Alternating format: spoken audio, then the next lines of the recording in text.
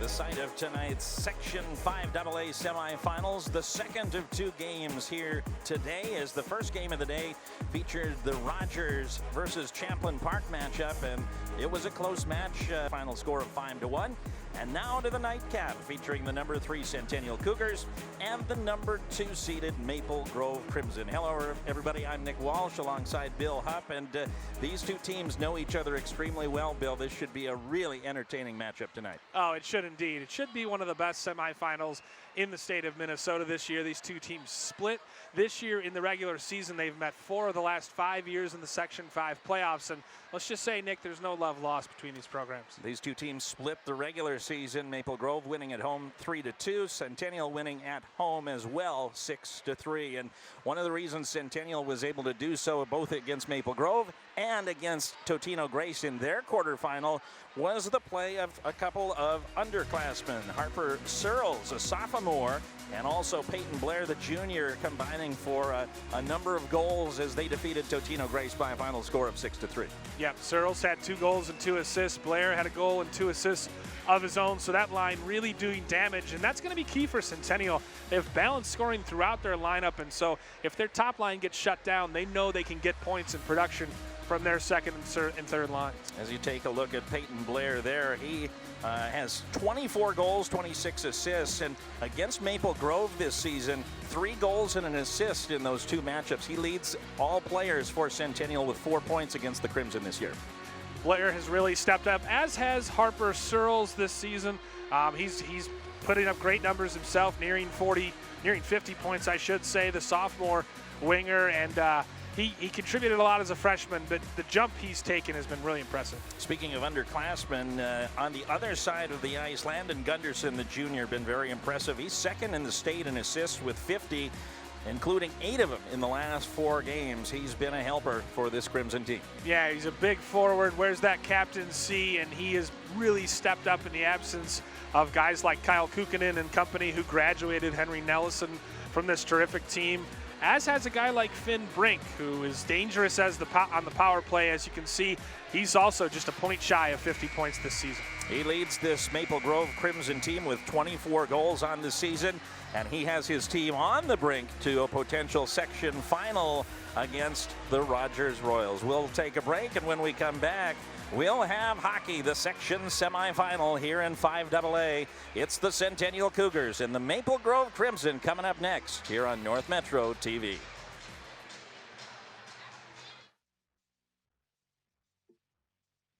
To Sofia and Gabriel, even though these old knees can't follow on your adventure to the forest today, these flowers represent my love. These stitches and threads join us together. And wherever you see a flower, a bird, a beautiful tree, know that my love is with you. Make the forest part of your story at a park near you. Find one at discovertheforest.org.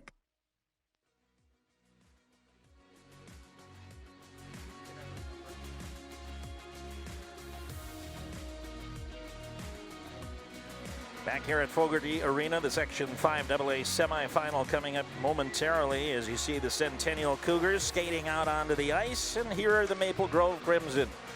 Our starters tonight for Centennial on defense, Brendan Hemmer and Jacob Hoylo.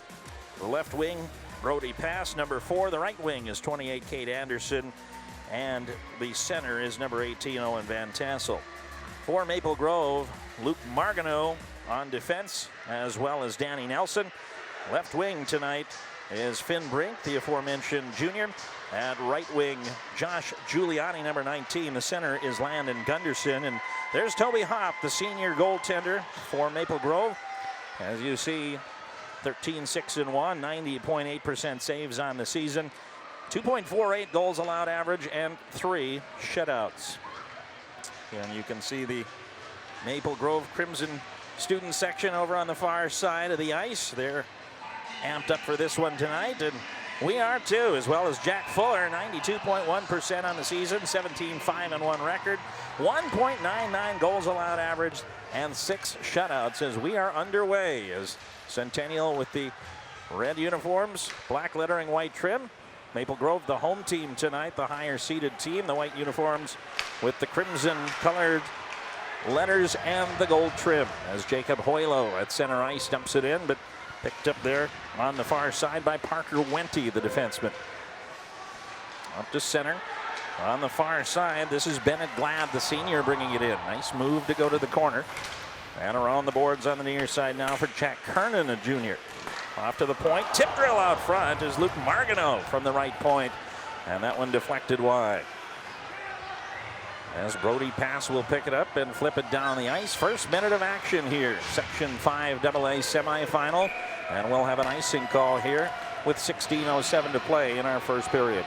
Nick, it'll be interesting to see if these two teams are pretty cagey and cautious early on, not wanting to make a mistake necessarily, but when you have two teams that know each other this well, sometimes there's a little bit of a feeling out process, and sometimes a goal is what ends up breaking the action open.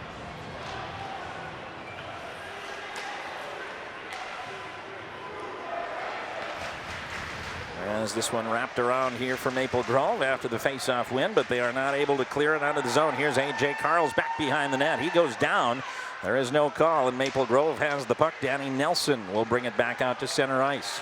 Far side pass for Brink. He brings it in, but loses the puck. And they'll have to reset. There's Picanato off to the right side for Nelson. A big blast, but wide. Held in the zone by Picanato. Far side now for Brink, and into the corner. Back behind the net now is Giuliani.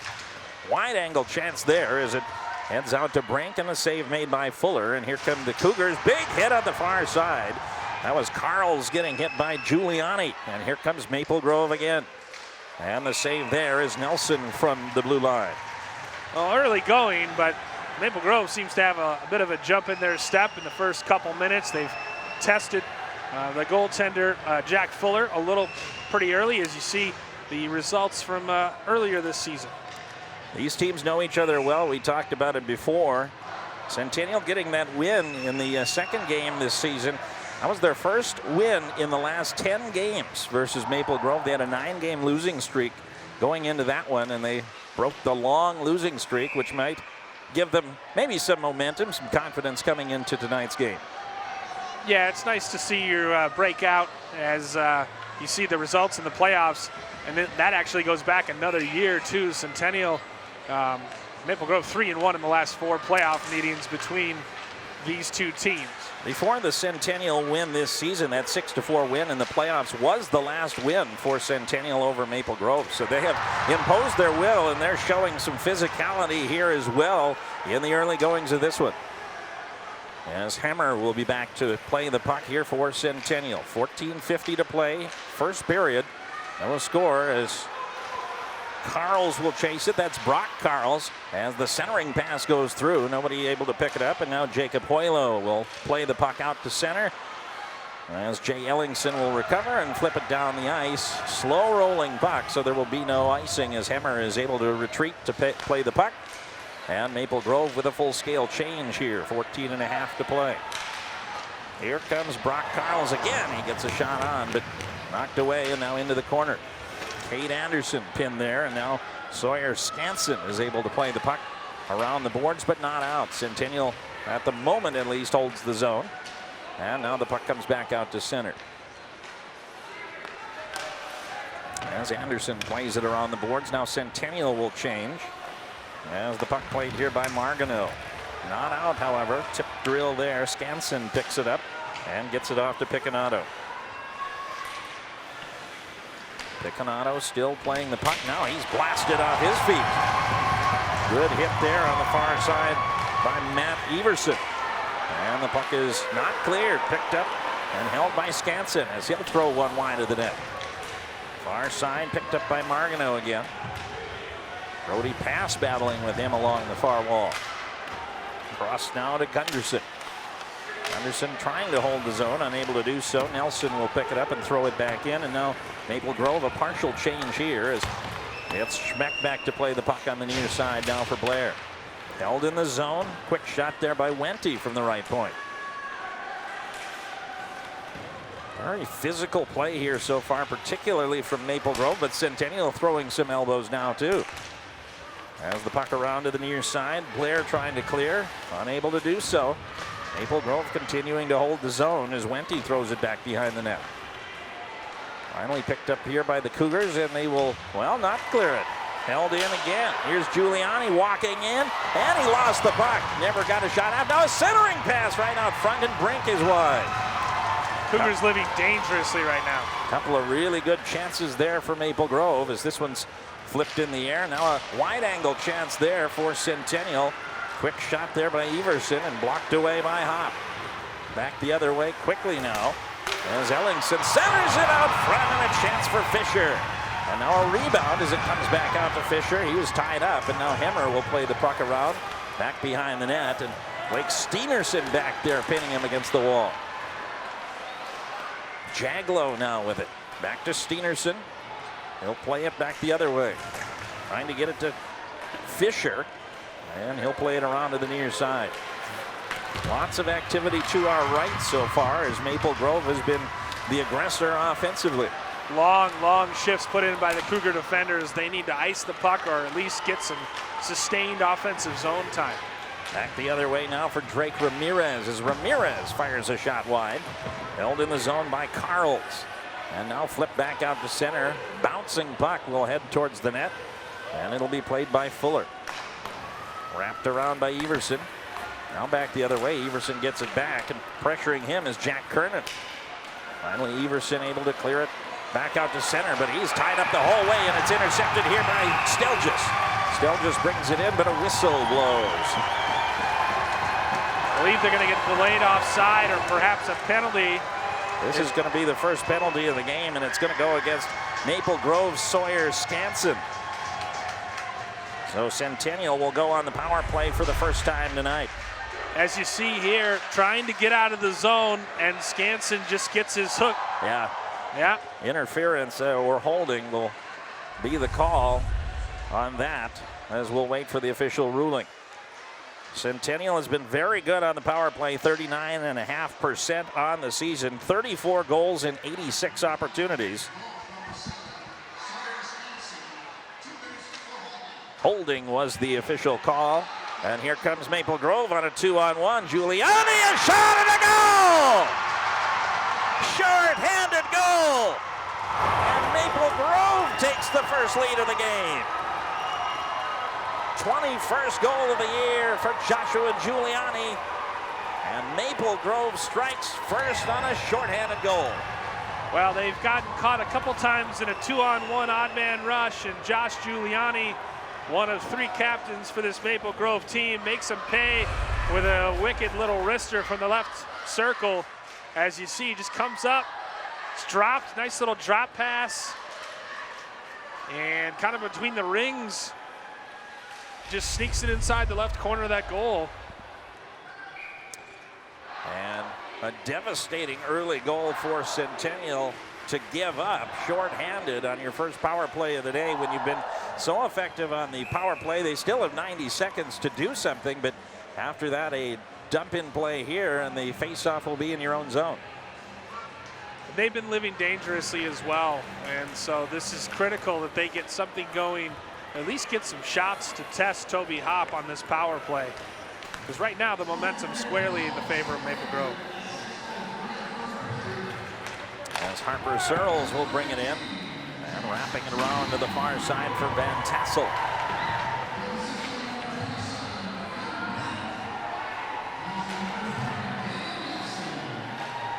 Assists on that goal to Danny Nelson and Finn Brink, by the way. As Brink gets another assist, his 26th of the year.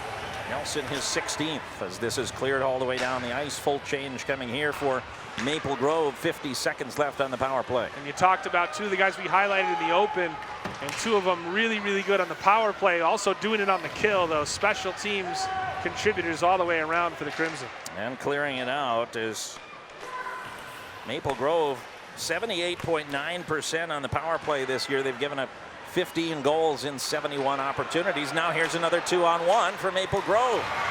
Good dive by Hoylo. Brink had it. Was kind of looking for Giuliani on the other side, but wasn't able to do it. As you mentioned, the dive on the play there. Searles brings it in with 15 seconds to go. He loses control as Hoylo will have it on the left point. Now off to Karls, a shot by Brock Karls. That's knocked down. 4 seconds left on the power play. Karls will send it across on the far side now for Everson as the penalty time comes to a close.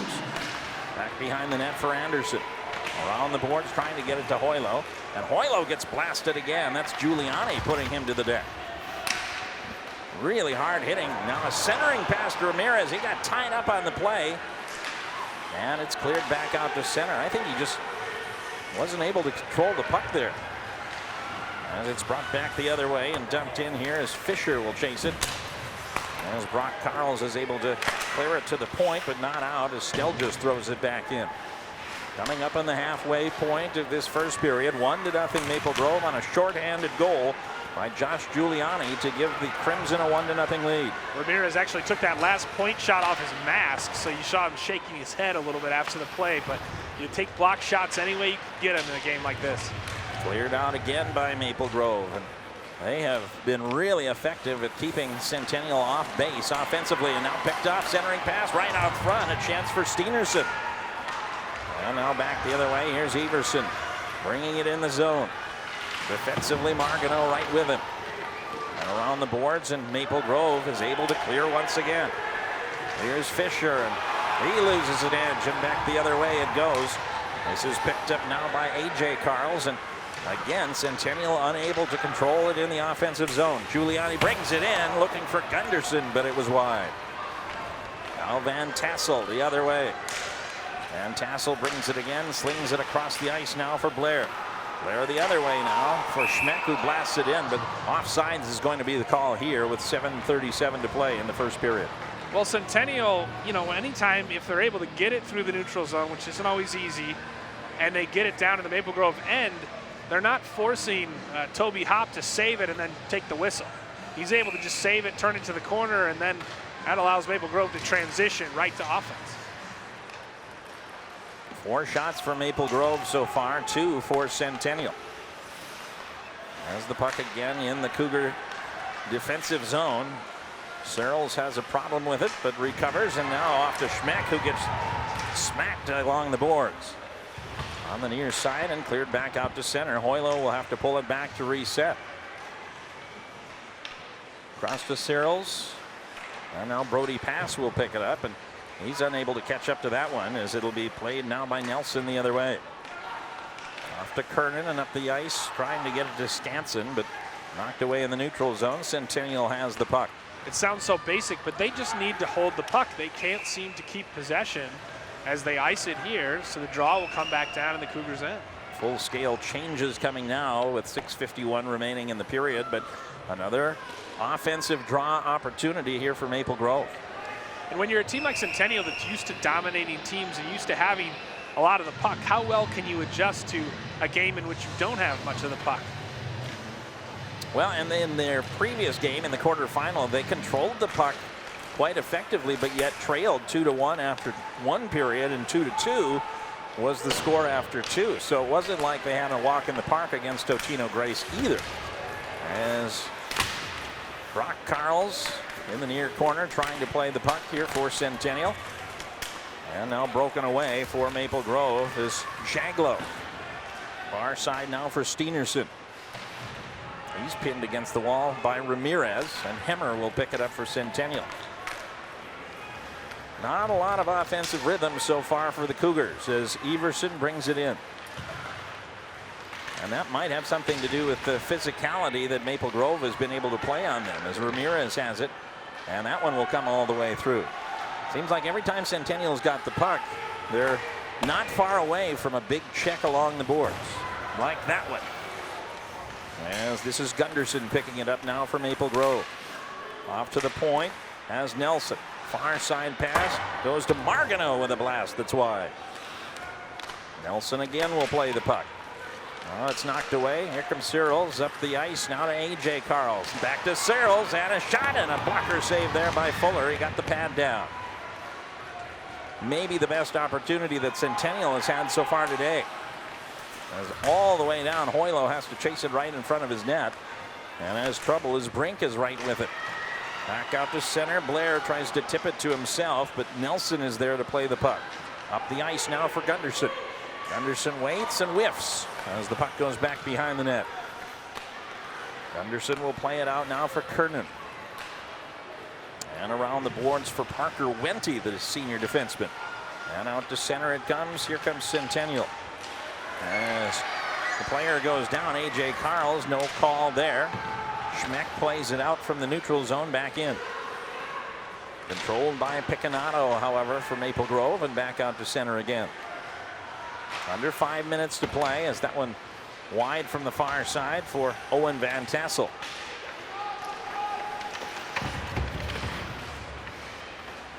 And now it's Centennial's forecheck that has to do some work in terms of trying to keep Maple Grove from setting up shop in their own offensive end and getting on the forecheck themselves. Well, tussle in front of the Centennial bench by a Maple Grove player as Hemmer loses it here, and Janglo back the other way, 1-on-3. He'll take the wrister, and it's knocked down by Fuller. Coming up on 4 minutes remaining here in the first period. 1-0 Maple Grove. Puck back behind the net for pass. That's knocked away. Maple Grove a little bit quicker to the puck as well. As a collision there along with the referee. And now this one comes out. Steenerson with a blast, and that'll go in the high netting back behind the net. It does not matter where they are in the zone. They're throwing pucks on net. I mean, 5 shots on goal technically, maybe 6 after that save, but plenty more rubber being thrown at the net that hasn't made it. So Maple Grove, clearly part of the game plan is to test Fuller early and often. But talked about the physicality, Nick.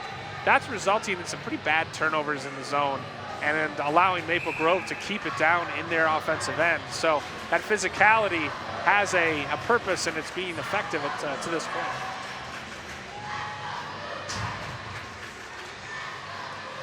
Face-off held in the zone momentarily, and they'll say it held in permanently by Maple Grove. Gunderson had it back behind the net, and now here comes Centennial. Anderson has it. He sends it across right out front. Big blast there as Austin Peterson put it on net. Now the scuffle back behind the net as Pass will have it.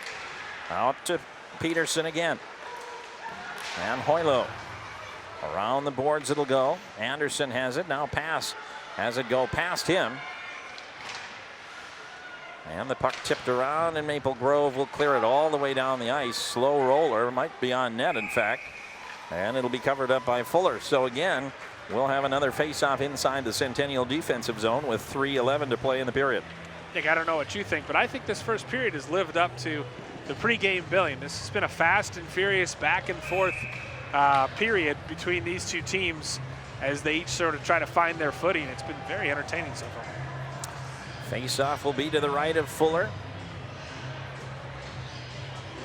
It's definitely lived up the idea that there would be a lot of intensity based on the fact that these teams know each other so well.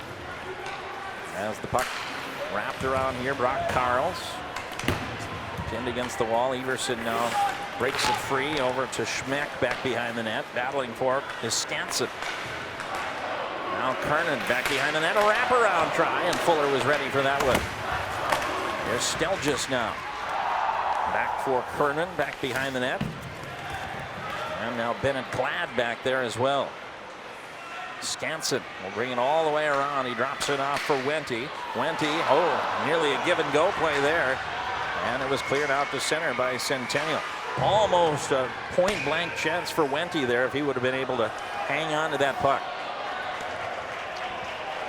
Meanwhile, we've got a stoppage here. And looks like they call an icing, I believe, on that. I think it might have been too many skaters on the ice during the line change. I could be wrong. No, they're going to say no right. penalty. They're going to say an icing. That's what I get for blatant speculation. I guess I didn't realize the puck got that far back for an icing to take place. So. I didn't think so. So that's where my confusion was. But chance here for Centennial. As the shot goes wide from the point on the far side by Peyton Blair, and now cleared all the way back out as Hemmer will chase it back. Now for Blair, he loses the puck. Giuliani. Now Blair gets it back. And now Blair goes down as he's hit by Finn Brink. Dumped in the zone, but chased, and we're going to have a penalty. And Maple Grove is going to go on the power play for the first time. After they touch up, as Brink will chase it, and now Hemmer will touch. And we will have our first penalty of the day against the Centennial Cougars here with 1:52 to play in our first period. A.J. Carl's the guilty party on that one. Maple Grove couldn't get the extra attacker on the ice, but they will basically spend the rest of the first period, as you see. I think he'll probably go for a hook, and he kind of knew it. But ultimately, it's a big moment here. Big chance for Maple Grove to go up 2. They'll spend the rest of the first period on the power play. Maple Grove 34.5% on the power play, 20 goals in 58 opportunities. Centennial's been very good on the penalty kill this season, 89.5%. They've only given up 9 goals in 86 penalties this season. They got Carls for cross-checking. As the puck on net, and Fuller is able to cover up with 1:33 remaining in the period. This power play will spill into the second period by a few seconds, 8 of them to be exact.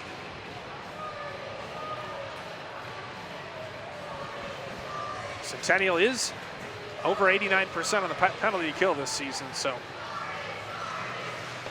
As the face-off controlled by Maple Grove, Margano will play it from the point. Over to Giuliani, he's got the goal tonight.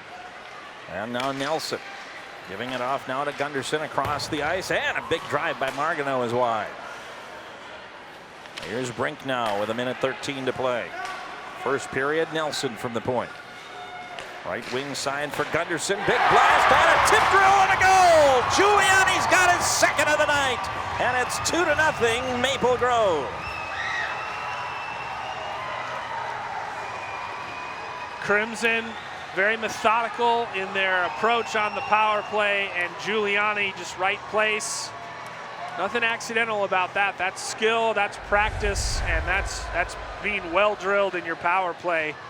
As you see, Landon Gunderson fires it in, and Giuliani's right on the doorstep. It's, you know, easy as you please. That's how you draw it up.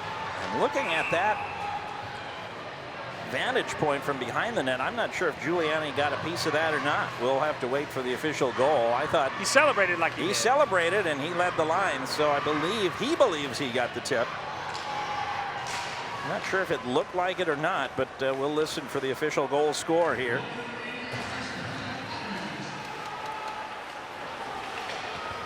Less than a minute to play here in the first period. Now 2-0 regardless.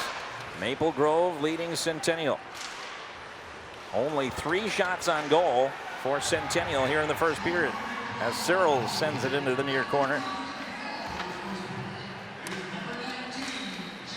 And it was indeed Josh Giuliani who got the goal,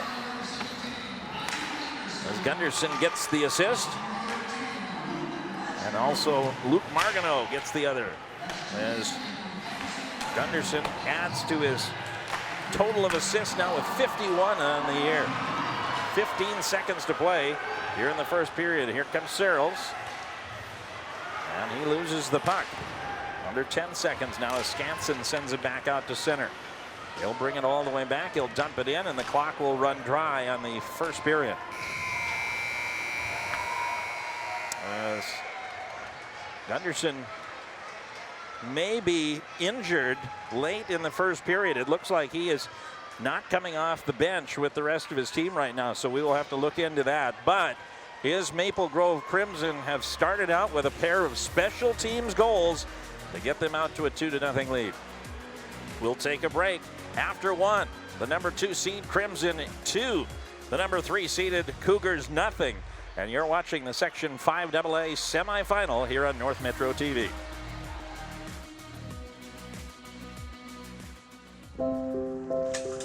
I want to eat apples and bananas. I need to eat apples and bananas. Why can't I eat apples and bananas? Support the Feeding America nationwide network of food banks to help provide meals to those in need. Join us at feedingamerica.org.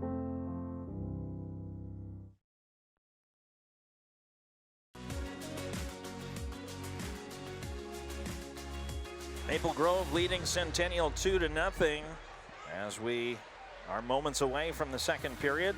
Nick Walsh along with Bill Hupp. And Bill, as we take a look at some of the highlights of the first period, Maple Grove has just been the aggressor all night so far in the first period. Yeah, from the jump, they're just forcing Jack Fuller to make saves. I mean, this was in the first 30 seconds of the game. And a lot of turnovers forced on the forecheck, and then they're taking advantage, getting pucks to the net and forcing Centennial in some really awkward and difficult positions, not letting the Cougars get settled offensively in their zone. And yeah. And on this play here, after Maple Grove took a penalty, a shorthanded goal by Josh Giuliani to give them a 1-0 lead. Yeah, just caught him in a good outlet pass, broke out in the 2-on-1, and Giuliani got the drop pass and made no mistake. And again, just pressuring this defense. And after Centennial took their first and only penalty, a cross-checking penalty, that set up Giuliani's second goal of the evening. Different kind of goal. Giuliani on the doorstep trying to screen the goaltender. It wasn't even a screen. He just was in a good front position, and the defenseman didn't do a good job of bodying him out of the way. He had good stick position, and he manages to redirect it in, and two special teams goals have the Crimson sitting pretty after one period of play. We saw Fuller there. He's taken 7 shots, but you talked about it a little bit in the first period, how many opportunities that Maple Grove has had. Only 7 shots on the board, but they have had many more opportunities than that. Oh yeah, so many dangerous centering passes and so many just in general shots that have whizzed by the net, gone over or what have you. So obviously shots on goal, just 7-3 in terms of an advantage for Maple Grove, but shots that have been towards Fuller, it's been a lot more than that. It's been obviously Maple Grove's intention to just put pucks on net, and good things will happen. And nothing's happened even strength for them, but they've taken advantage of their opportunities where they can get them. As we are set for period number 2, as Centennial has given up a shorthanded goal and a power play goal to Maple Grove. And that's how we are here now, 2-0 in favor of Maple Grove. As the puck dumped in back behind the netminder for Maple Grove, Toby Hopp, who has only taken 3 shots through the first period. It was Hemmer with the puck. On the right point, screen shot, and Hopp makes the save. A difficult play with a Centennial player screening him out, but he makes the save. Second line starting out there for Maple Grove, as you see Gunderson and company, now the first line that started the game hopping on the ice, but they started with a different line to open the second period. It's good to see Gunderson out there after he was shaking up to the end of the first period.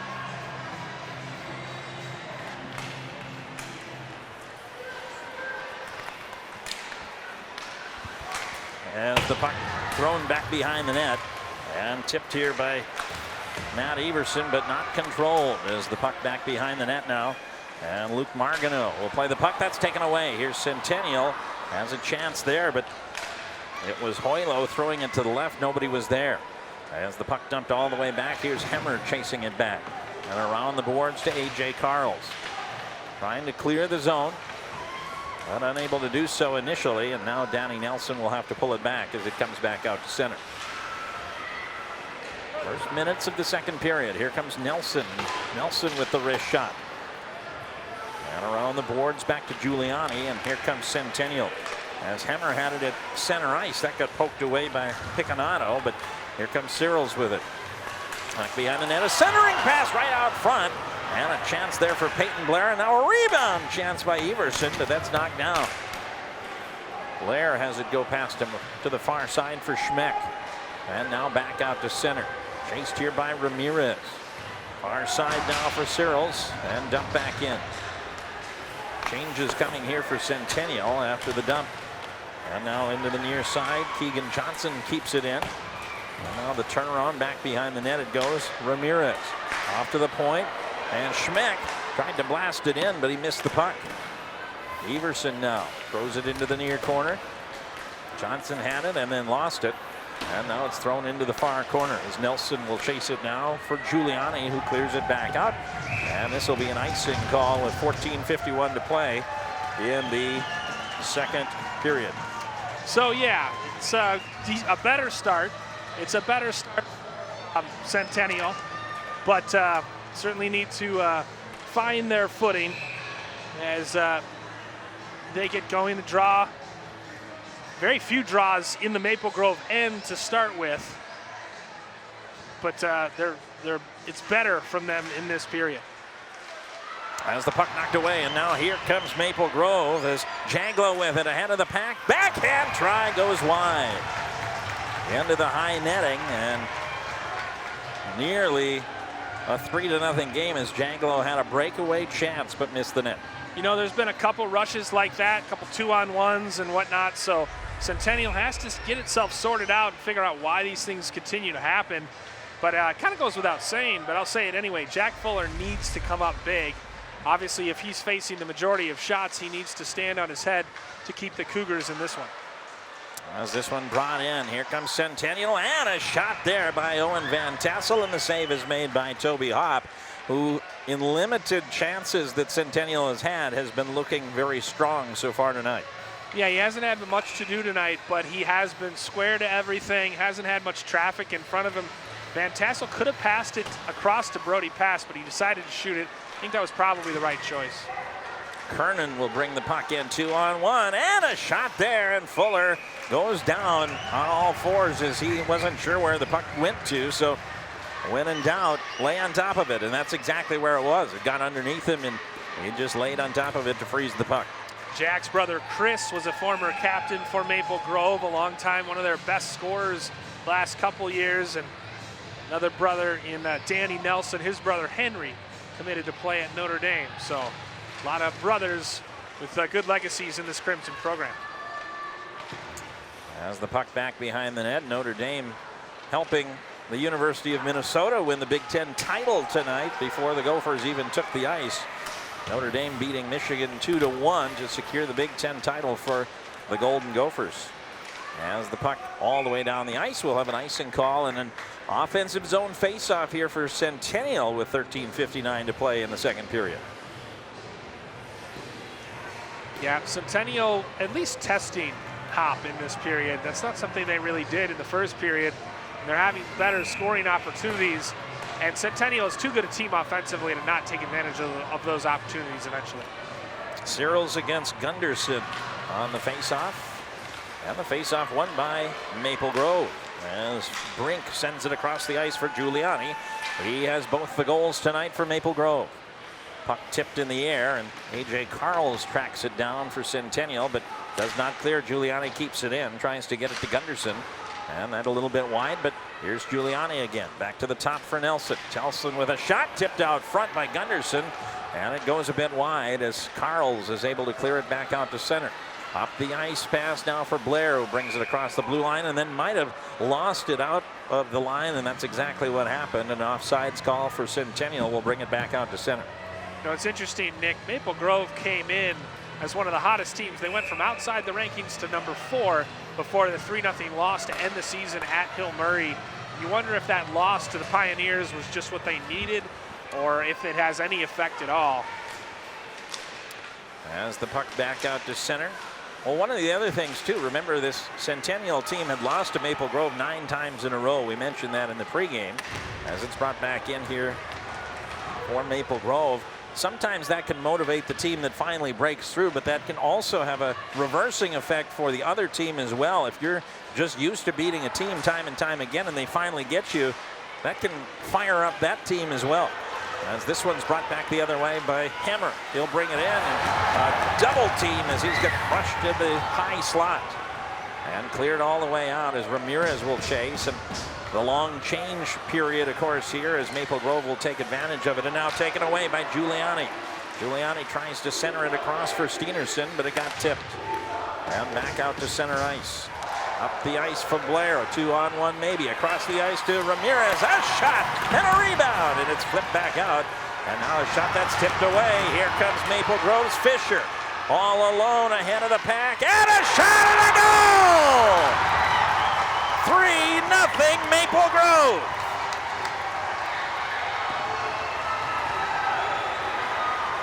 Chayton Fisher's second goal of the season against the Cougars. And again, just too many guys pinching at the wrong times. Fisher breaks out. And credit to him, he beats Fuller, but you got to feel for Jack Fuller because he's been put in some very difficult positions tonight as a goaltender. And Centennial with something of a mountain to climb at this point. So a shorthanded goal, a power play goal, and now an even strength goal for Maple Grove as they have the 3-0 lead. Chayton Fisher, his 7th goal of the season, giving the Crimson the 3-0 lead. And now here comes Fisher again, and another shot, this one high. Off the rebound, back behind the net. Now a centering pass right out front, and another goal! Jaglow with the goal, and it's 4-0 Maple Grove.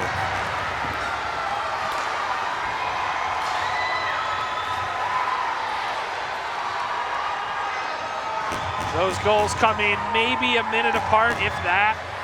And honestly, when it rains, it pours sometimes. And so what you have to be very wary of if you're Centennial when you give up a goal is not to then give up another goal. I think it's a good timeout by Rich Meny. As the timeout, Nathan Jaglow's 8th goal of the season. That one coming at 5:05. These two goals coming just 23 seconds apart. And as you mentioned, Rich Meny taking the timeout here as things have unraveled here a bit for Centennial as it's been really a tough go for them so far, just the way that Maple Grove has been so physical on them. You know, a lot of forecheck going on and really tough. And then, of course, when they have had the few opportunities offensively, as we take a look at Coach Berglund there for Maple Grove talking to his team, Toby Hopp has been up to the task on his side of the ice for Maple Grove. Well, it's pretty mentally draining, Nick, when every time you seemingly make a mistake in your own end, you're getting made pay for it. And Jack Fuller having to bail out some of his teammates for turning the puck over deep in their own end. And Maple Grove just taking advantage of every single Cougar mistake tonight. So goals by Chayton Fisher and Nathan Jaglow, now making it a 4-0 goal. As Fisher's unassisted goal at 4:42. And now here comes Maple Grove again. As Bennett Glad brings it in, centers it out front for Skansen. That one got broken up.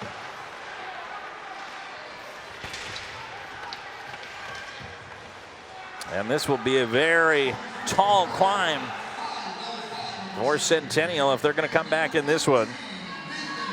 As Jaglow getting credit for the 2nd goal.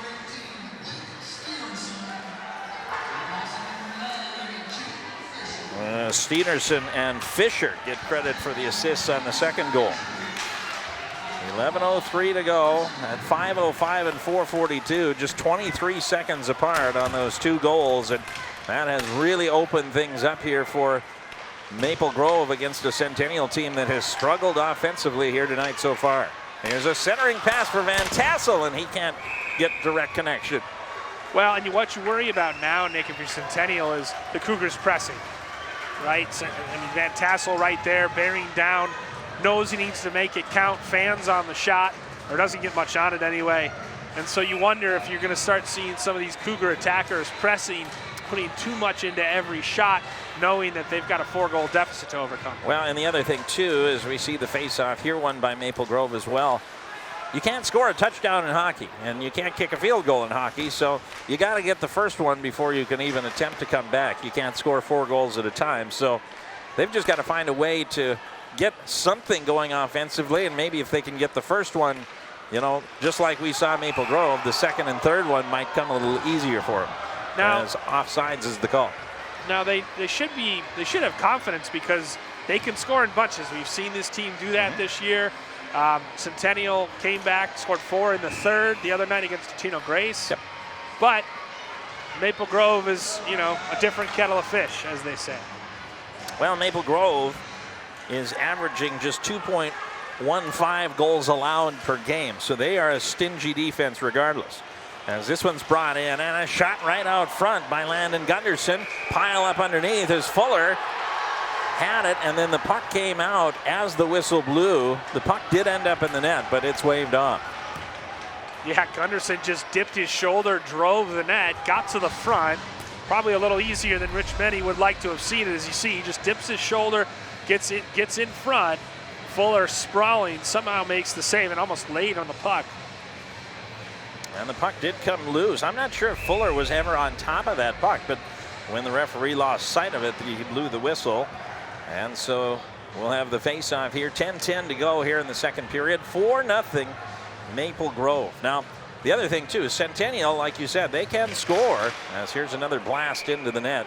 They average more than 6 goals a game. So it's not out of the realm of possibility, like you said, that they could score in bunches just as Maple Grove has. But they've got to find a way, again, to get the first one before you worry about that. Yeah, no question. And if you're Maple Grove in this position, you've got about a period and a half to protect a 4-goal lead. You just smart puck management, force them to the outside, and stay out of the penalty box, and you should be able to hang on. As Ramirez trying to clear it out of the zone, unable to do so. Here comes Steenerson dumping it back behind the net, but Schmeck will have it. And out to Van Tassel. Back to Ramirez. Ramirez can't handle the puck with a trio of Crimson defenders in front of him. Now, big pile up there along the wall. As finally it's broken free. Brock Carls centers it, but knocked away. And now Brock Carls with a turnaround, but a whole lot of traffic right in front of the net for Maple Grove. Held in the zone here by Centennial. Centering pass for Ramirez was tipped away and cleared back out to center. Everson plays it along the wall. And around the boards, Ramirez will pick it up on the far side. Now for Carls. Brock Carls puts a wide angle shot on net. And Hopp is able to make the save there. And Ramirez can't catch up to that one. Here comes Bennett Glad the other way, ahead of the defense again, and a shot. And where is it? Fuller. Oh, the puck is in the back of the net, but they say it was stopped beforehand.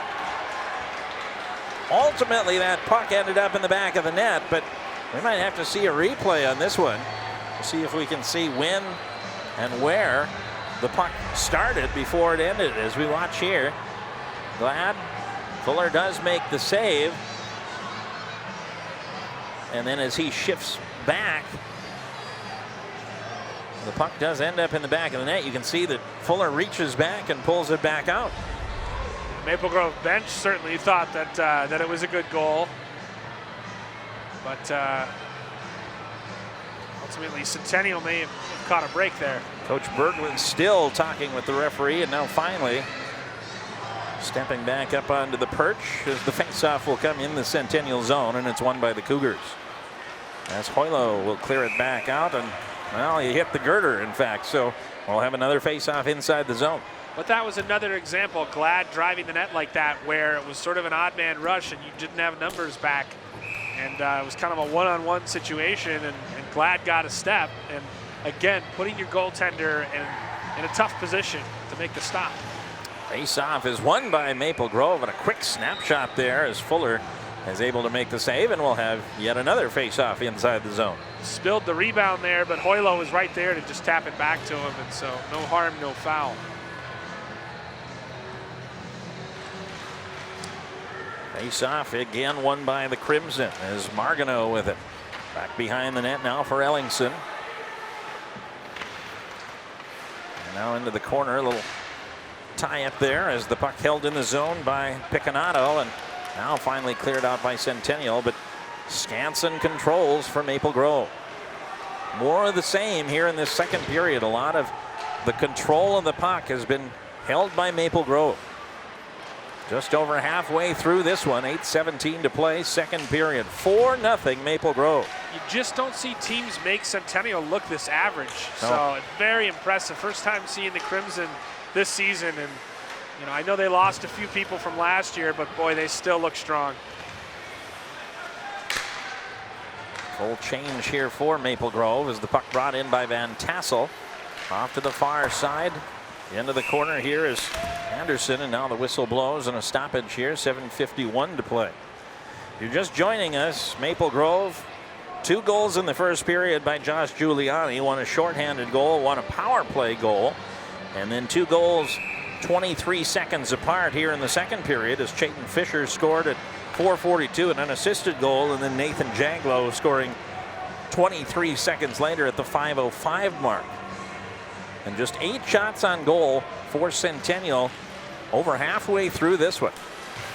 Maple Grove with 16 shots as they've doubled up the Cougars.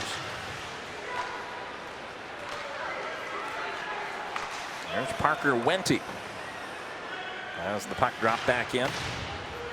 And now the puck nearly came out, and we've got a tie up here, a stick on the ice, and what are we going to have here as the whistle blows? They're going to say hand pass, so it'll be brought outside the zone. As we take a look, Maple Grove has been dominant in the second period, outscoring teams 51-16. And they're out in front 2-0 in that statistic here in the second period. So that makes the climb even tougher for Centennial, the way Maple Grove has been able to play midway through the games, as they have that physicality that starts to wear teams down in all likelihood after an early first period. This one's all the way through. Finn Brink chases it, but Fuller comes way out to play the puck. And now A.J. Carl's had it for a moment, but again, Parker Wente with it. Wente sends it up the ice. Brink had it go past him. There is no icing on the play. And as the puck tipped around, and now Blair. For Centennial. Bringing it all the way in, but again, met by 5. All 5 Maple Grove Crimson kind of enveloped him on that play. And here comes Maple Grove again as Gunderson had it and lost it. And now dumped back as the puck comes loose, and Giuliani will have it. Off the pass now for Fisher. Fisher lost it, but Steenerson's got it, and he'll bring it back in. Steenerson with a big shot, but high of the net. And around the boards to the near side. Steenerson chasing it again along with Schmeck back behind the net. And to the far side, it's cleared back out to center. Everson had to go past him. Ramirez will chase it. Back behind the net is Picanato for Maple Grove to play that one back out to center. Up the ice pass now to Steenerson, who gets behind the defender momentarily, but lost the puck in the process. And now on the wide side, another shot. That one comes from Jaglow, and now cleared back out to center, and another big hit right along the near side. Ramirez went down on that one, but quickly back up on his feet. Around the boards to the near side. Brock Carls gets it out front to Ramirez, but wide of the net as well. Under 6 minutes to play, second period. And it has been all Maple Grove as this one is cleared out. Nice play there. They will avoid the icing. Chasing it all the way back is Austin Peterson. And this one picked up again by Maple Grove. Of course, when you're up like this 4-0, as Skansen will bring it in. He tried to send it wide. And into the far side is Kernan. Will chase it as well, and now picked up by Centennial. Long time here between the last whistle and now, and right on cue, they blow it dead for offsides. I was going to say, when you're up 4-0, it does change the way you can play defensively, particularly for Maple Grove too. They can drop those defenders back a little bit so that Centennial doesn't really have that opportunity. And also, your rotations start to get a little different when you've got a lead like this. Todd Berglund can maybe send out that third line a little more and keep the rest of the team fresh going into the third period. Yeah, no question. It changes your mentality too. And one thing I noticed, Maple Grove is just much bigger than I would have expected. There's a chance for Centennial, but a blocker out front. It never did get to the netminder Hop, and now cleared all the way back out. We talked about, obviously, we talked about how physical they've been and how big, how hard hitting, but they're just a bigger team. This one back the other way now. Here comes Gunderson, and a shot. That's a bouncing puck, and it goes just wide of the net. Dangerous puck play there because it wasn't hit hard, but it kind of bounced in the air and then bounced right by the left side of the goal mouth. Good job by Hemmer to kind of bother the shot and force Gunderson wide without taking a penalty. Here's Wente now off to Margano and then all the way down the ice. Both teams will chase, but that's going to be an icing call with 4:13 to play in the second period. You know, Nick, it might sound a little trite given that it's 4-0, but I think it's critical that Centennial gets a goal before the end of the period. Obviously, you don't want to go down to the second intermission down 4-0, and with all the momentum in the favor of Maple Grove. So got to get something. They got to get something to feel good about, and obviously seeing a puck go in the back of the net would be one of those things. We talk about a lot first-minute goals and last-minute goals of a period, and you know Centennial certainly doesn't want to wait until a minute left, but those are oftentimes high momentum swinging type goals, and that's what happened, you know, with Maple Grove. They scored the shorthanded goal, which was certainly important, and now we've got a whistle. This is going to come back out to center. You know, they got that shorthanded goal, which obviously is a high momentum play anyways, but then they got the second goal with 1 minute and 6 seconds remaining in the first period, and that's that motivation. You go into the locker room, you've given yourself a little breathing room from a 1-0 game. It's now 2-0. It was on the power play.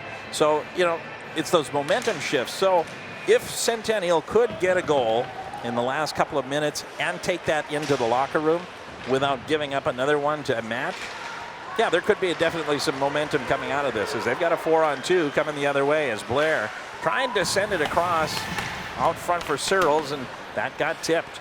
Maple Grove knocking away another opportunity, and now here come the Crimson. Gunderson getting it across to Giuliani, swinging and missing on the opportunity for the hat trick opportunity there. Back out to center now for Nelson, and across for Picconato. 3:23 to go as this one is sent, and too strong for A.J. Carls as that was all the way past. He was behind the defense, but the pass was just a bit overled, and I think that's maybe a microcosm of the day so far for Centennial as this one tipped away. The opportunities that they've had, they've just been a little bit off on things, whether it's passes, opportunities that whiffing on a play, as there's another big hit by Maple Grove. Just not quite as sharp as we've seen them tonight. Yeah, and it's really tough to beat a good team like Maple Grove if you're not at the top of your game. This one lobbed back out to center, picked up by Searles. 2:42 to play, second period, and another chance. This one knocked back in. Here comes Kernan now. Kernan gets it out front, and a shot and a goal! Blake Steenerson with the goal, and it's 5-0. Well, their defensemen may be sitting back, Nick, but their attackers are definitely not. And it's another transition goal. Steverson making them pay with a beauty of a shot. Student section loving it, obviously, as Steverson just kind of flipped it up into the top corner. And that one is going to hurt. We talked about the opportunity maybe for Centennial to get back into things here with less than 2.5 minutes now, as this will be an icing call and a face-off in the Maple Grove zone. But now you're again the one that gives up the late goal potentially, and the hill just keeps growing for the Centennial Cougars. Yeah, 2 goals surrendered in the first, 3 here in the second. Thus far anyway, needless to say, it's been Maple Grove's night. Rich Many, some things to talk about with his team at the break. Face-off won by Centennial, but cleared back out to center as Hemmer will chase it there. And picked up here by Finn Brink. 2:15 to play. 14:26 was the time of the goal as Steenerson gets the goal, his 8th of the year.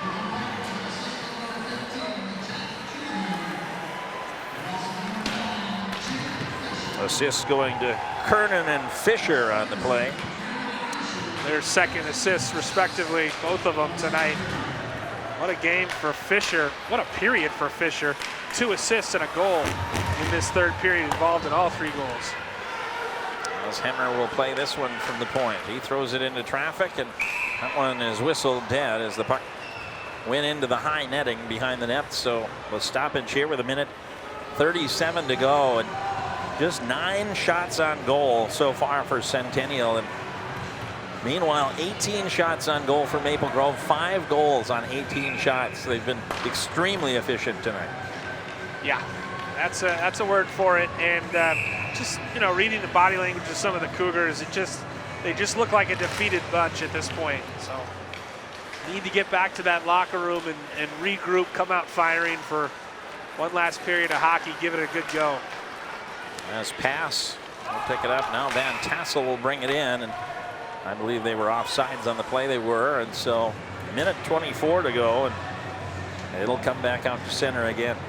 You know, you just have those nights sometimes where just nothing seems to be going your way, whether it's bad puck luck or, you know, what have you. It's it can happen sometimes to the best of teams. We've talked about Maple Grove's dominance in the second period this season, and they have been every bit of that here in this first period, or this second period, I should say. 11 shots on goal in the period to 6 for Centennial. As this is brought around now, Picanato with a shot from the point, and Fuller is able to make the save.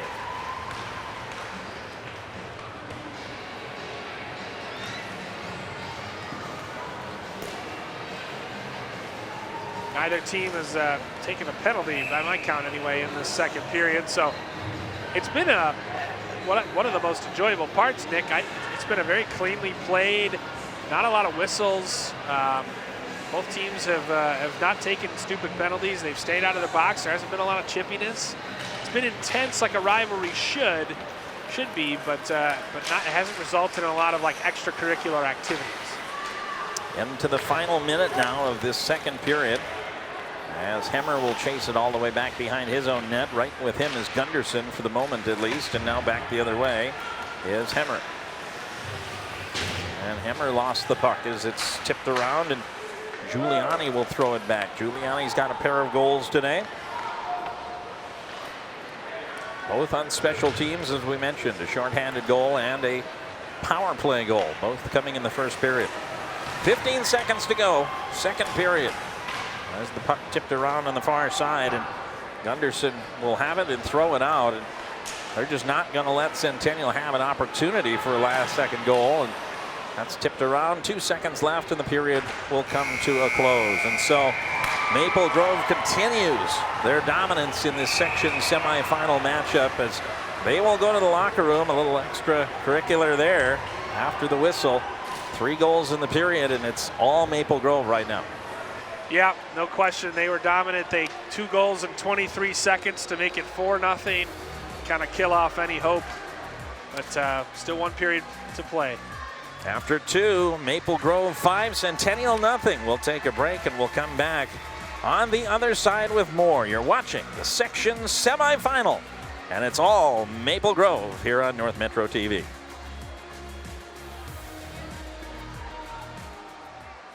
Hi, everyone. Al Roker here. As a guy with his own catchphrase, I appreciate that Smokey's only said, "Only you can prevent wildfires." But I'm filling in because there's a lot more to report. Like when there are parched or windy conditions out there, you gotta be extra careful with things like burning yard waste. After all, wildfires can start anywhere, even in your neck of the woods. Go to SmokeyBear.com to learn more about wildfire prevention.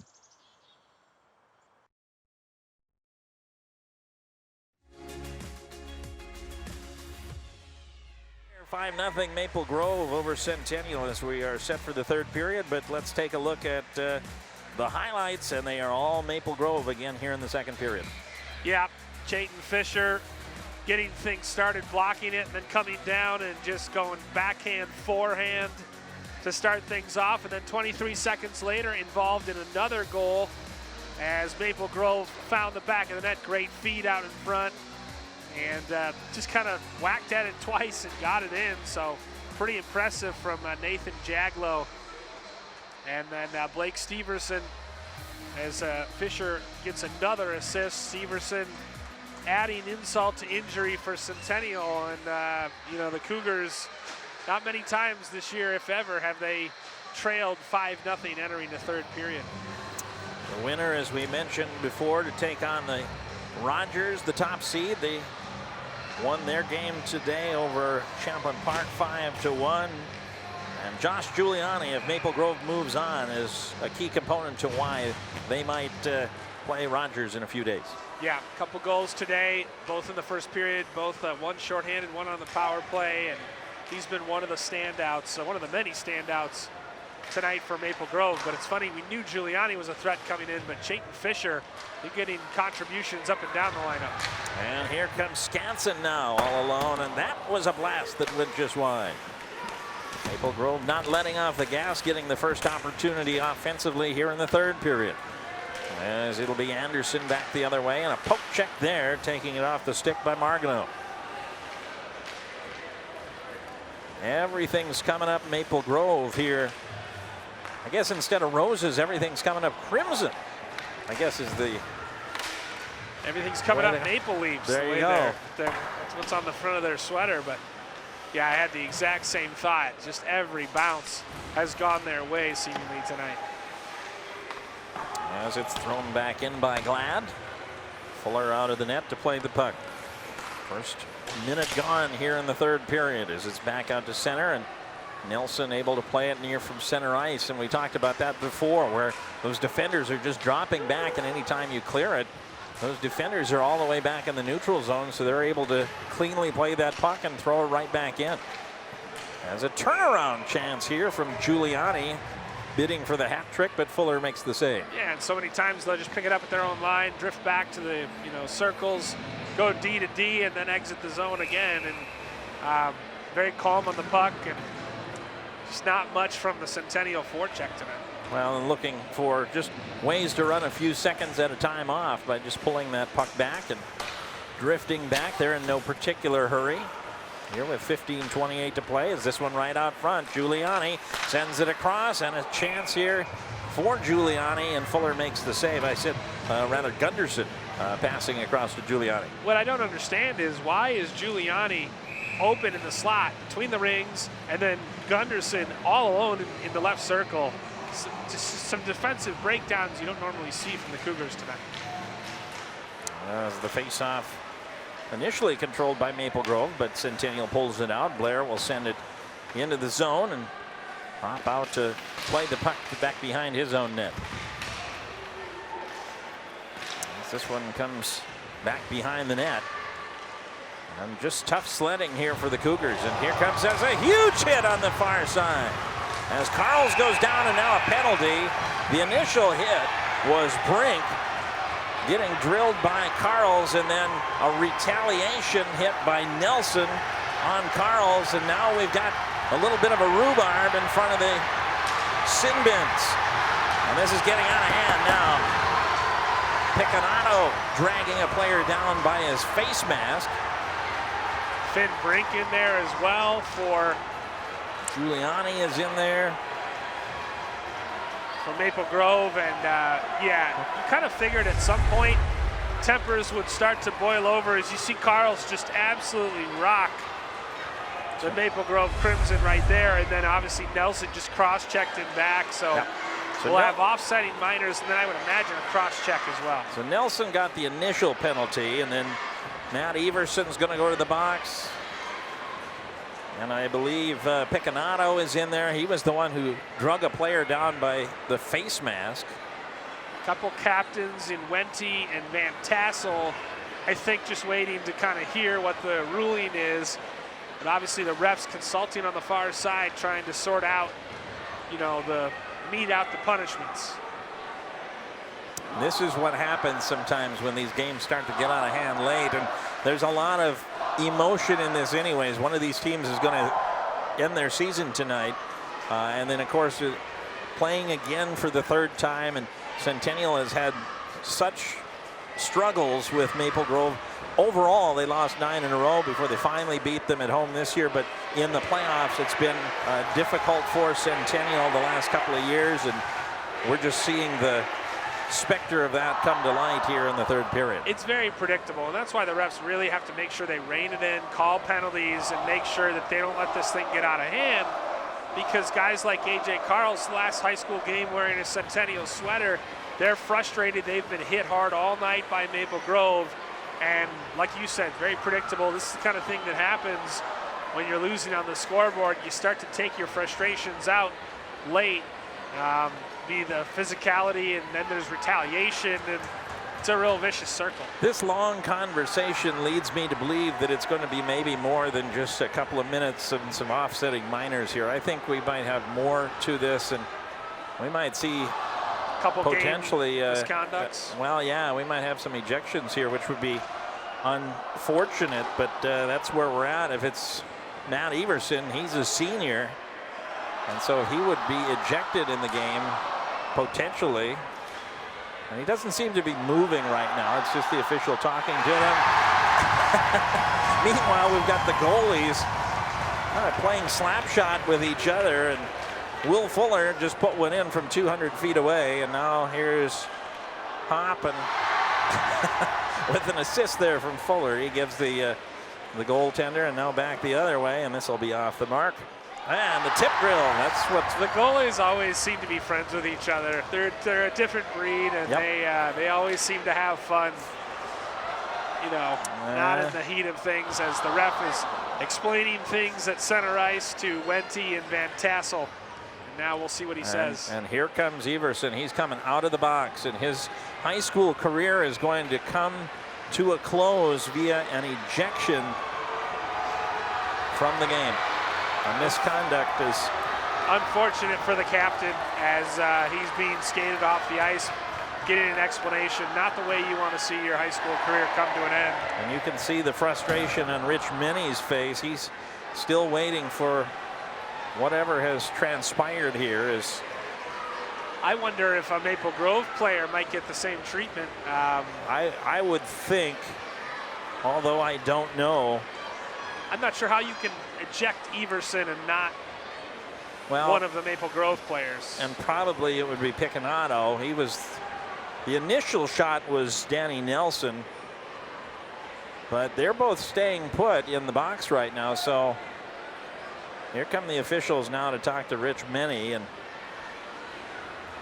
he's going to give him a piece of his mind, because he's going to ask, how can you eject one of my players and they don't get the same one? They don't get at least the same treatment. Well, now we got 3 players in the box for Maple Grove. Meanwhile, Lucas Bush, who is, I don't think, seen the ice. I'm going to say that he is. This is one of those situations where he is serving the penalty for somebody who's already in the box. So there's like a double minor, and he's going to serve the penalty for somebody who's already in there. So maybe Finn Brink got a double minor, and so Bush is going to sit in there and be the second player. So it's going to be 5-on-3 for Centennial, and yet they have lost the senior Matt Everson, and you can see Rich Minnie is going to get his money's worth out of this conversation right now at this point. And obviously the whole Centennial team is frustrated, but he has to be equally as frustrated anyways, and so maybe blowing off some steam as well. And so we will take a look. The scoreboard has 2 players on the call, as Picanato and Nelson, each 2 minutes. But then we also have Bush, and we'll watch it again. Here's Everson. He gets in there and he goes after Nelson, and then, oh, there you go, grabbing Finn Brink in the face mask. And then Brink, if you watch here, he will, or rather Picanato, he does the same thing. So I'm not sure how Everson gets ejected and Picanato does not. That would be my question. As it is 5-on-3 here for Centennial. So any opportunity that they have to come back is going to be right here.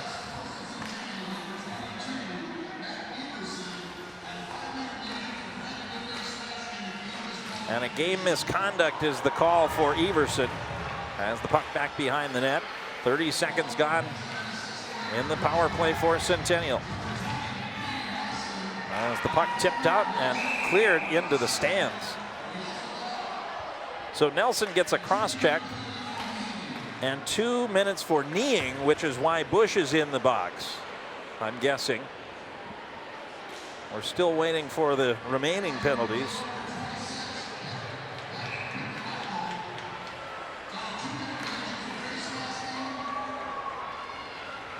As Picanato, 2-minute, a major. They said a 2-minute major for face masking. Face masking. Which again, I'm not sure what the distinction is between what he did and what Everson did, and they're admitting that with the penalty. And I think that's the question, if anything, that Rich Menny has as well. How does he get the same thing, but my guy gets ejected and your guy doesn't?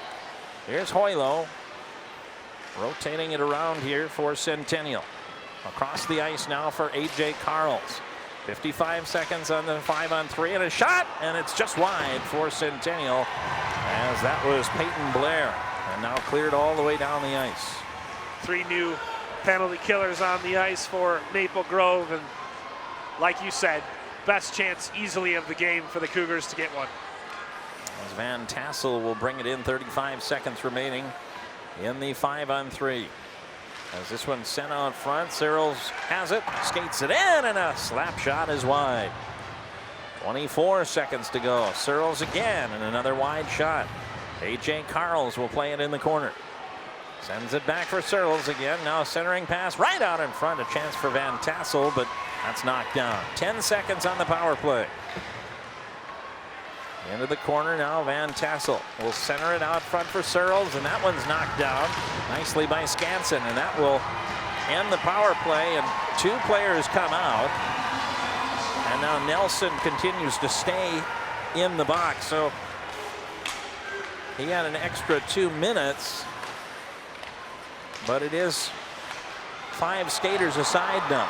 As this one's brought in now by Gunderson, and a save is made by Fuller as the puck goes into the corner. I mean, it wasn't a bad power play. They just couldn't get many pucks on net to actually test how. As Blair will bring it in, and now a shot, and it's tipped out front. Hammer has a chance, but can't get it on net again. So skilled from Blair, but ultimately, again, just not much support down there. Searles again, and once knocked off his stick. As it hit Margano actually on the way through.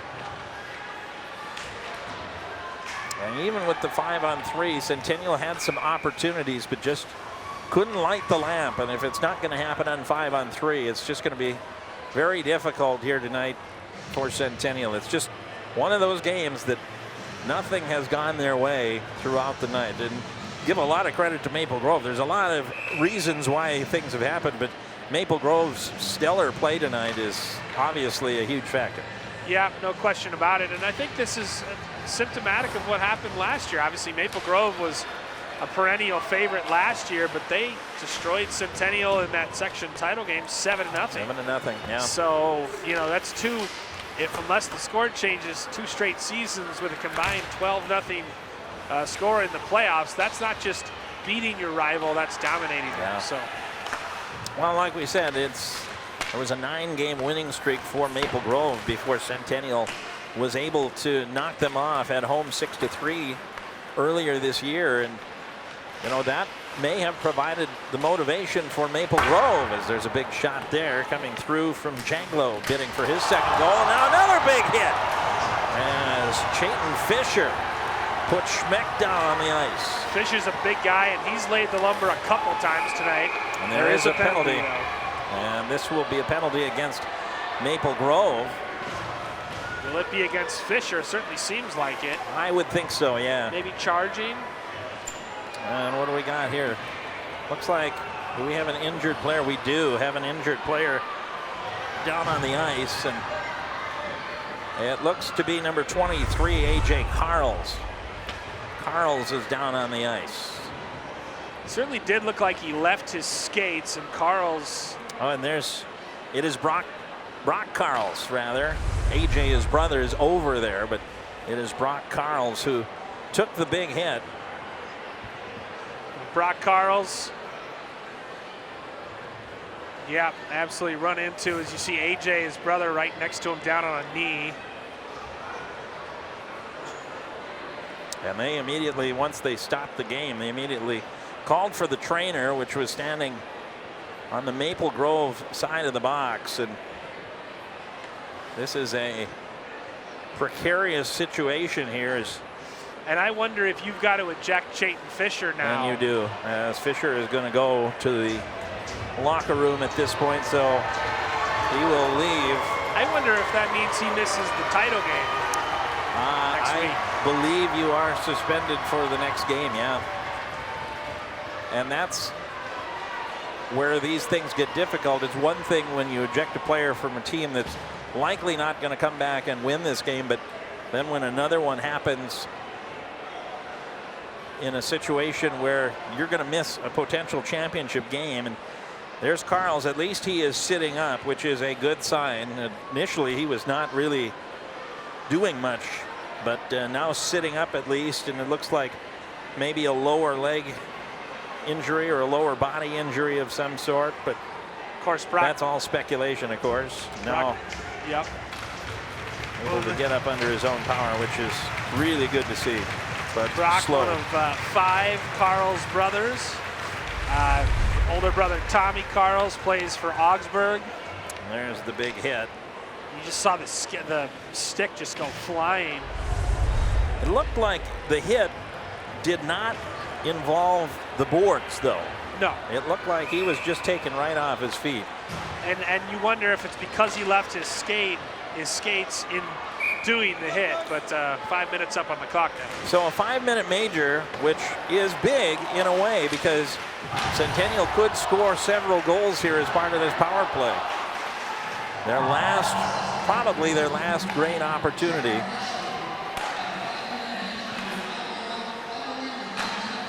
And elbowing and contact to the head is the call. So a 5-minute major, and here comes Peyton Blair. As the shot, a high wrist shot, goes over the top of the net. Back out for Hoylo, a shot that's knocked down. Now A.J. Karls.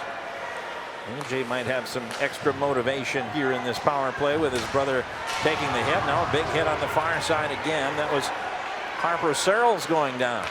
Across to Hoylo, centering pass, and a big blast there by Van Tassel, but high. Tied up there, Giuliani. Unable to clear the zone, however. 4:05 remaining on the major. Hoylo centers it out front for Karls, but that got tipped away. Maple Grove a little careless with their puck clearance. Not as much urgency as they needed. Here's Blair. Now across for Hoylo. Hoylo sends it across for Blair again, but unable to make contact there. Hoylo will reset. Left wing side for Van Tassel. Snapshot goes into the high netting. That might have been deflected by a stick. 3:43 left on the power play.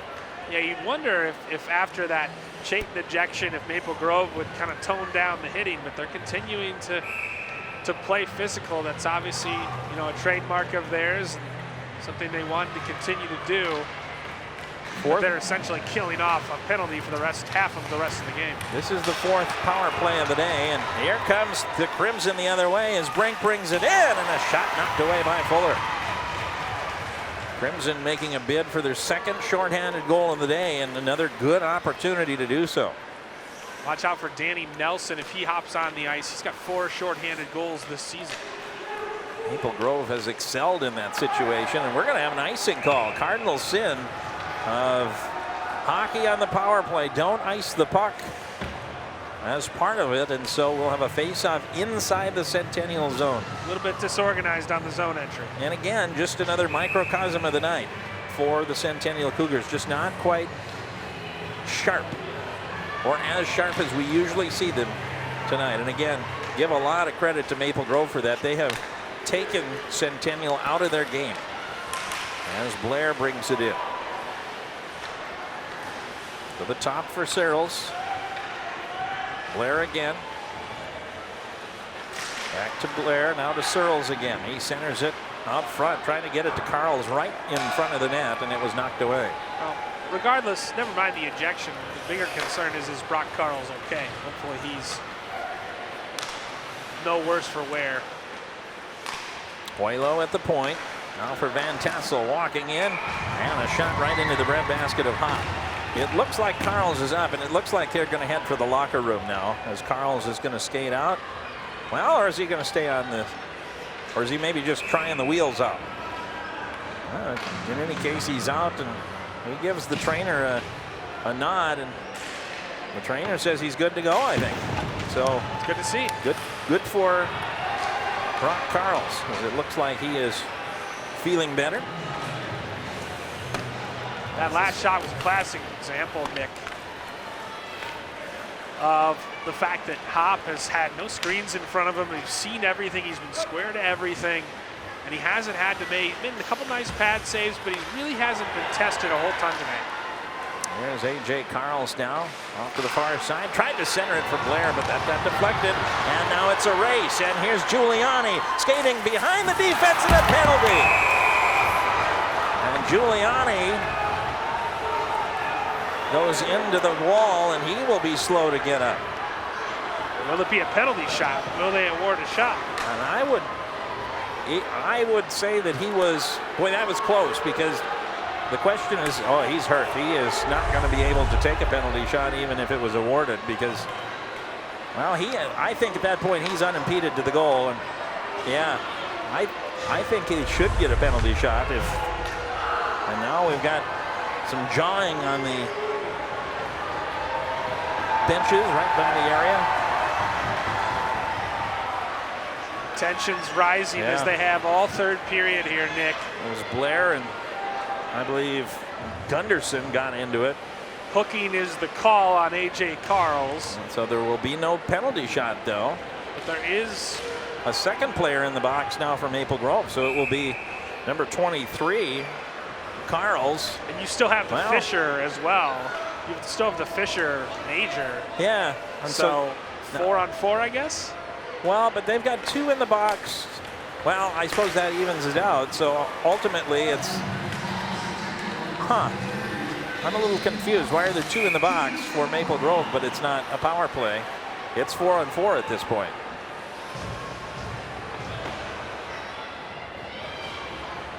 Nelson coming out of the box finally. He was still in there from his major is what that was. He got. Carls goes for hooking. So that's why it's 4-on-4. That was still a carryover from penalties gone by. And so that negates the end of the Centennial power play. So they're now 0 for 4 on the power play tonight. And this again essentially negates the end of the major too, because it's virtually the same. Correct. Mere seconds apart. And Maple Grove, well, I guess Centennial will have 4 seconds of the power play as Hoylo with a shot. And the pad save made by Hop. Shouldn't say that they're completely done. They'll have 4 seconds of it right at the very end of this 4-on-4. But they have negated maybe their last best chance to score a goal or 2 here tonight on this power play, at least, as this one goes into the netting. And obviously it's academic at this point, but having been shut out by Maple Grove last year in the section playoffs, really like to get a goal this year, even if it does feel academic. Well, yes and no. I mean, if you look at a player like Owen Van Tassel or Brody Pass or Brendan Hemmer or A.J. Carls, they're all seniors, so they obviously don't want to lose this game, but the likelihood is high. But, you know, getting that last goal in a tournament situation, you know, would be a special moment at the same time. No so question, no question. Academic in terms of the outcome in all likelihood, but not in a personal sense. No, absolutely not. Nonetheless, 6 minutes and 40 seconds to play, and it is all Maple Grove here as Hemmer unable to bring it in. And past the high slot. It has been all Maple Grove from the start. Yeah. I mean, they won the opening draw, and since then they've just had the foot on the gas from the beginning. Here's Blair, 1-on-3 as he brings it in back behind the net. Still with it now, passing off to Schmack, a shot and a rebound right out front. Searles had a chance, and now it's Kernan who swipes it away all the way down the ice. And since it's 4-on-4 yet, there is icing. There is 1 second left on the Maple Grove penalty. Blair and Kernan getting into things. Blair pretty frustrated. Kernan's like, what did I do? But and I don't want to be a prognosticator of these things, but I have a funny feeling that that's not the last altercation that we're going to have here in the last 6:04. Unfortunately, I feel like there might be some more brewing here as the blast there. And now here comes Maple Grove again. Here's Brink, a shot and a goal! Finn Brink, his team leading 25th goal of the year, and it is 6-0. The penalties had just released. Carls was out of the box, sprinting after. He didn't want to commit another penalty on a slash, and you just see him, Carls just beat Finn Brink to the left circle, and he just snapped it home. Second time tonight that Fuller has been beaten from that spot. And the hits just keep on coming for Centennial tonight. And they are resetting the clock, but the clock was running after the goal. Now, I believe 5:38 to go. I believe we will have running time here at this point, which is why it didn't stop, but it does stop on a goal.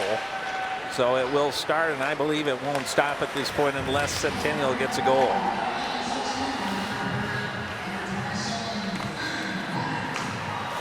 .11:16 was the time of the goal. Gunderson gets another assist as Brink gets the goal, and Gunderson now with 2 of them tonight. He's got 52 on the season. Boy, those two just make for such a deadly combination on that top line for Maple Grove. Just nothing but production all season.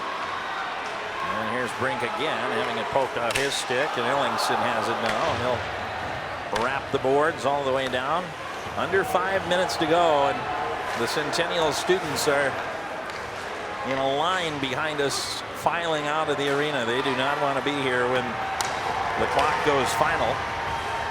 As that one, a shot on net, and now we've got some pushing and shoving out front. That's Anders Westman and Lucas Bush, 2 players that we have not talked about tonight or have been on the ice. And now we've got a stoppage here as there's a penalty. Well, the clock is running now, 4:33 and counting. So Westman will go to the box. Bush will go to the box.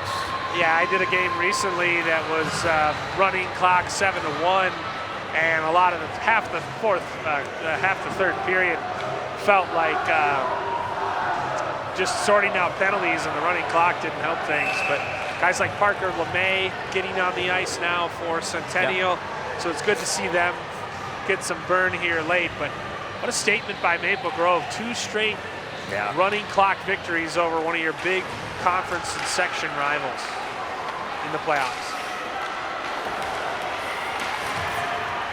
As Hoylo had it and lost it, and this is Skansen bringing it back out to center. Now he'll just pull it back. Again, just running some clock, and we've got the Maple Grove goaltender out of the net when there's going to be a slashing penalty here against Centennial. And the clock continues to run now. And I didn't see a hand raised, but he came off like it wanted to get an extra attacker on, so. And it's going to be Keegan Johnson going to the box for the slash. 3 minutes and 18 seconds, and the clock's still running here now. All over but the shouting, as they say. Right there, yeah, well, that's a slash. Not really hiding anything on that one. You take the axe chop to the defender's arms like that. And the clock down under 3 minutes, so this power play will give Maple Grove a chance to match their score from last year. As a shot is on, and Fuller makes the save as Jack Kernan takes the shot.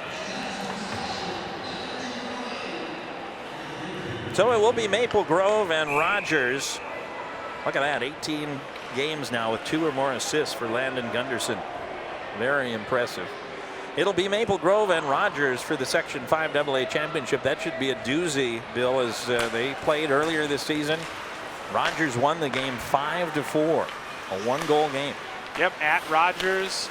So certainly Maple Grove, if they weren't taking the Royals seriously the first time, they will now. A lot to play for. And you just wonder, Nick, how much the experience of Maple Grove, having been there in these section final games and having played in the state tournament multiple straight years, how much that's going to matter in a game of a team in Rogers that's a lot of talented juniors. Yeah, Rogers is kind of the new kid on the block. They're kind of where Maple Grove was about 5 years ago, about 2017.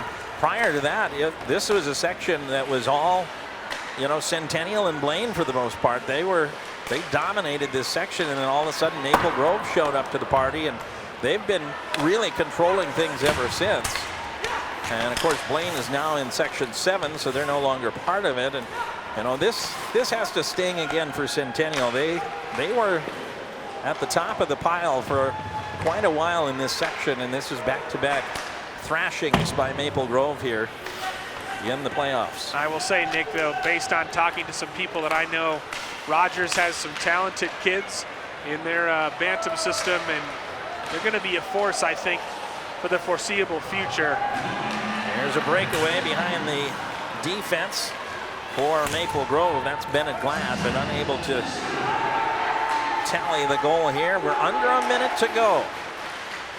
Final minute of the season for the Centennial Cougars as Maple Grove is moving on. Here's Johnson breaking free, and a shot and a save made by Hop. And that is an exclamation point on a breakaway there by Johnson, but Hop was able to make the save. There's 30 seconds to go, and I'm not sure if we'll have another face-off here. Maple Grove is in no hurry to drop the puck. Centennial doesn't appear to be in any hurry either. Hop earned his 4th shutout of the season, and he was tested late, but we've got like 12 guys on the ice here for Maple Grove. They're going to run the clock out on this one, and the Maple Grove Crimson will move on to the Section 5 AA Championship in a dominating performance over the Centennial Cougars tonight.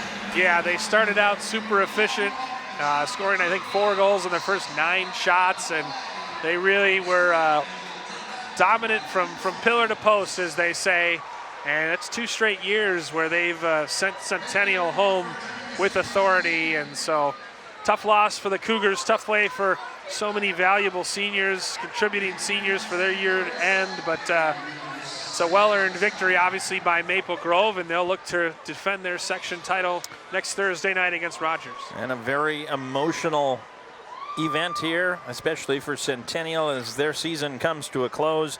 They finish with a record of 18-6-3. Maple Grove gets their 20th win of the season, now 26-1, and they will move on to what should be a very good section final, but we thought this would be a very good semifinal, so you never know when you drop the puck, but it will be Maple Grove moving on in Centennial's season, and for some, the seniors, the careers come to a close here tonight.